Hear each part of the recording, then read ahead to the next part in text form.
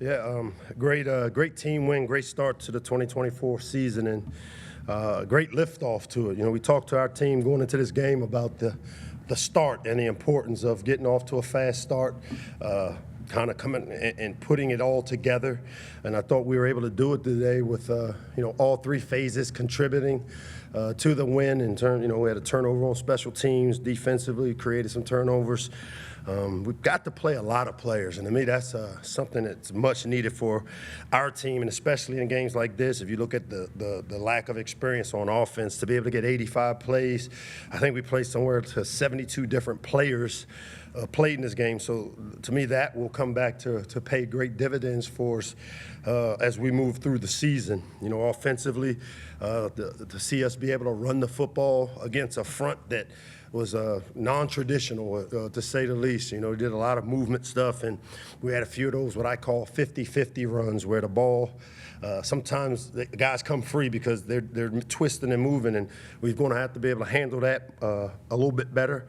I thought Billy did a really good job of controlling the offensive system, over 300 yards, and to me did a great job distributing the ball, getting it to the playmakers, and I think today we were able to show that, again, we've found and been able to develop some guys that have the ability to make big plays for us on offense.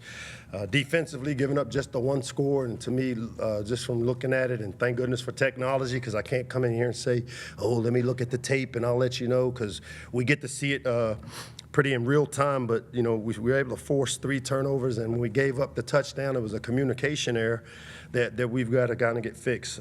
Jack House opened it up well for us, hitting 3 field goals, and then how about the punter McPherson being able to change and flip field position? He was able to pin them in 25 out of 6. But now what we've got to do, and typically, which is very normal, the biggest jump that we'll make as a team typically is between week 1 and week 2, because now we see kind of the identity of what we're capable of against real people and not just against ourselves. And I'm excited to get back in here on Monday. We'll celebrate it tonight. They'll be off tomorrow.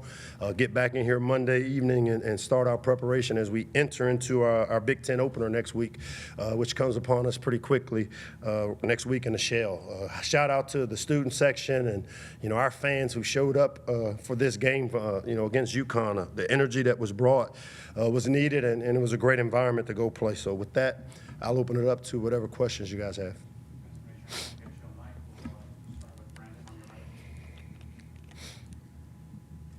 Coach, how are you? Brandon, what's up? Nothing much. So you briefly talked about that offensive line. Obviously, it was a relatively kind of new group for the 5 that started. I mean, how would you really feel they worked communication-wise and really gelled out there today? We were able to get the meaningful snaps for that group. I think our ones played close to about 70 plays, 64, 65 plays, and those 5 will only get better as the season goes on. Again, this was one hell of a opener to open up for a young, new, and experienced O-line with all the different things that they did front-wise. They were doing a bunch of stemming from 3 down to 4 down. They had the odd spinner look where they were taking linebackers and overloading them. And, I thought for the most part, the 5 did a good job of the communication piece.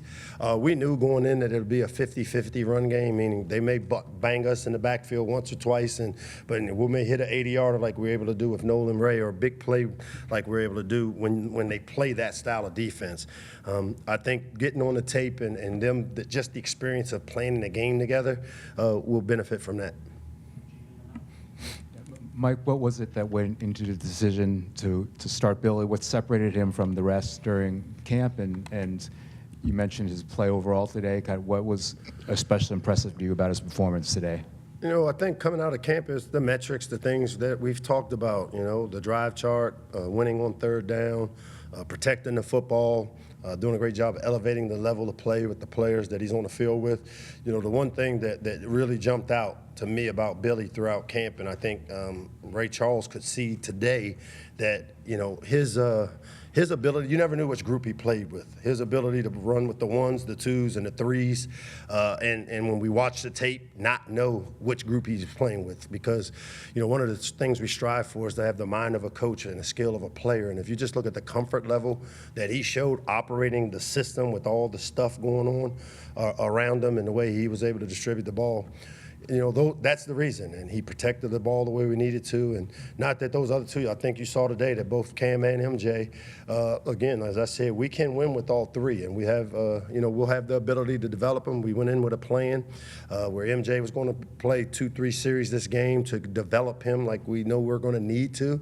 And it was great to be able to get Cam some work. So all three of those guys, like I said, have the ability to run our system, and we'll keep growing with Billy.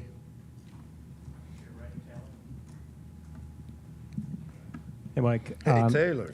Cool Billy, guy. Billy's waited 2, really 3 years for an opportunity like this, and patience like that is pretty rare in college football these days. I mean, how important has it been for you in the program to have someone like that who's willing to wait their turn, go through a camp battle, and and come through when the opportunity finally comes? I wouldn't say waited his turn because we got him out of the portal. So I would say that I'm glad we were able to get him out of the portal. But no, I mean, guys like Billy, and it's so hard in today's society because of the pressures that some of these kids have on them, where everybody wants it now. And as I told those three, having been through a quarterback battle like we've just gone through, it kind of reminded me of the Jalen Tua Mac Jones deal, where we've got 3 really good quarterbacks, and they all have to continue to do the necessary things to develop the parts of their game that maybe they're not a strength of theirs, and they all know the system, they all have worked hard, and you're only going to see those guys get better with the reps that we're able to get. And again, with Billy, it's his job.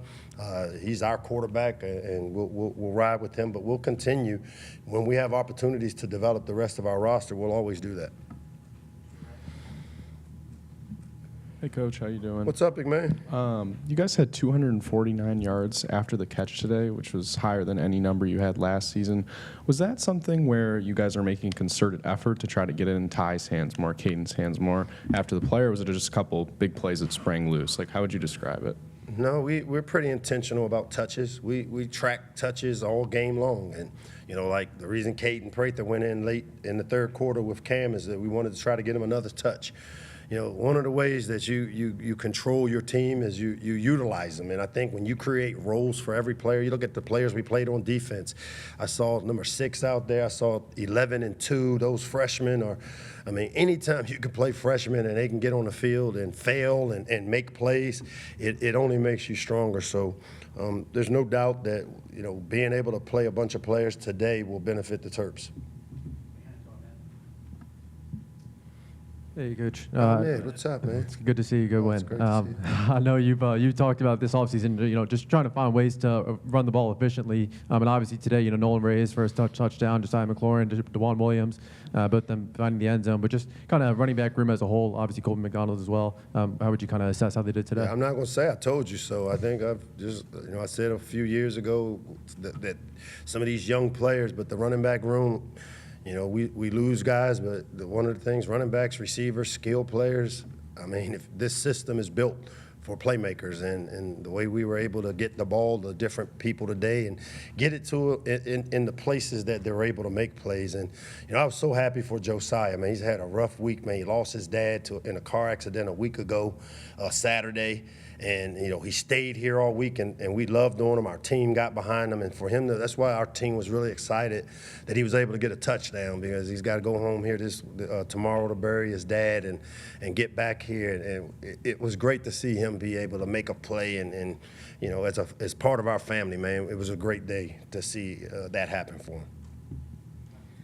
Coach, everyone always talks about, quarterback sliding and you're sort of getting out of trouble and all that kind of stuff. What were your thoughts today? Obviously, seeing your quarterbacks, slide and try and stay out of trouble, but then having to take some of those hits. Was it kind of an outlier kind of thing? Or I hope it's an outlier. There's a couple times where I didn't want us to slide. We slid on a short yardage play where, once you give yourself up that way, we work drills where we dive forward, and because you're better protecting yourself going forward than you are sideways. And, we've got to find ways to continue to teach our quarterbacks not to take those extra shots. But some of the shots they took today, there's no way around them. They were penalties. We got to protect our guys a little bit better. But I also think there's some times where we shouldn't slide, and maybe going down, face first and diving more than sliding when you're able to do that. It will be probably the better thing. Hey, Mike, how's it going? What's up, George? Good to see you. Going to MJ in the second quarter, something that you saw the opportunity being up a little bit and like, hey, let's get him some reps here in real No, time? it Or was is that design? We planned on, he knew he was going to go in the third or fourth series. This is just part of our process of developing. Billy knew it. There was no surprises of what was going on. We communicate. You know, every player in our program knows why they play, why they don't play. That's the only thing we owe them. And they were going into this game, it's Billy's job. He is our quarterback. There's no short leash. He's not looking over his shoulders.